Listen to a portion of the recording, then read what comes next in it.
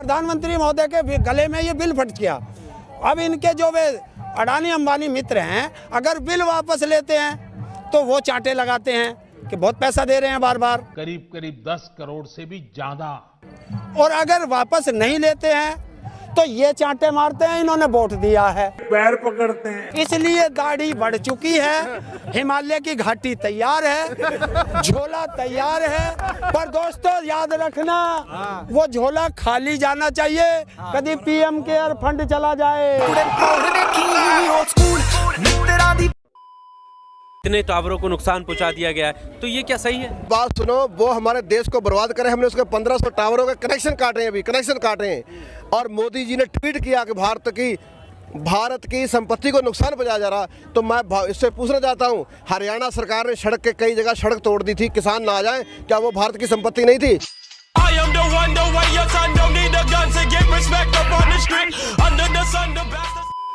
जिन 3 कानूनों में 12 पॉइंट मोदी जी ने खुद मान लिए हो कि गलत है।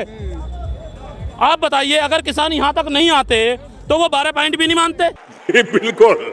इसने कहा था सबका साथ सबका विकास, और इसने कर दिया सबका साथ और सबका इलाज। सबूत लाओ।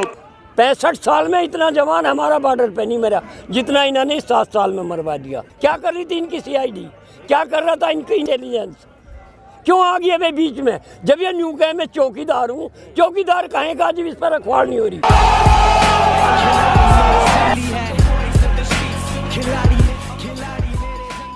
MTNL बीच में डूब गई।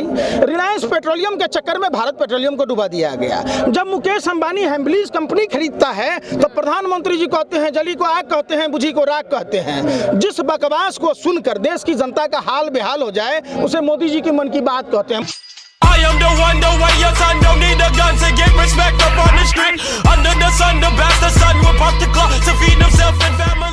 प्रधानमंत्री पूछता देश का कि 2000 रुपए में तुमने क्या क्या खरीदा। मैं बताता हूँ, 2000 रुपए में हमने सांसद का टिकट खरीदा, 2000 रुपए में हमने लाल किला खरीदा, 2000 रुपए में हमने जामा मस्जिद खरीदी, और सबसे बड़ी बात कि उस 2000 रुपए में हमने इस देश का सबसे झूठा प्रधानमंत्री खरीदा। प्लीज ये अच्छा मजाक उड़ा रहे हैं।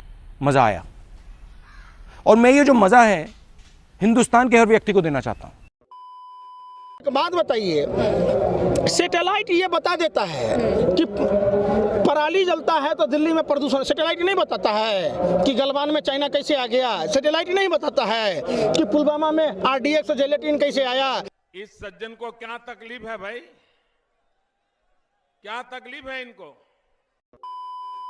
ये जो कानून बना है ना, ये भारत की संसद से नहीं बना है, ये मुंबई में बैठ करके वो उसकी जो सबसे दुनिया का सबसे महंगा घर है ना, उसके उस घर में एक ऑफिस है, उस ऑफिस में बैठ के बना है।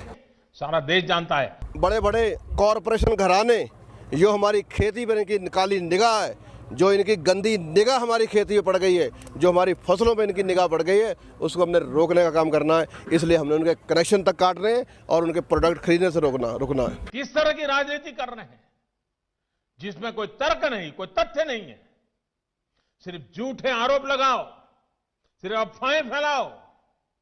भाइयों बहनों, ये लोग लोकतंत्र के किसी पैमाने को, किसी पैरामीटर को मानने को तैयार नहीं है।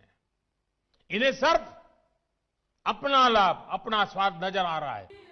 भोसड़ी के, अब तो सच बोल दे भोसड़ी के।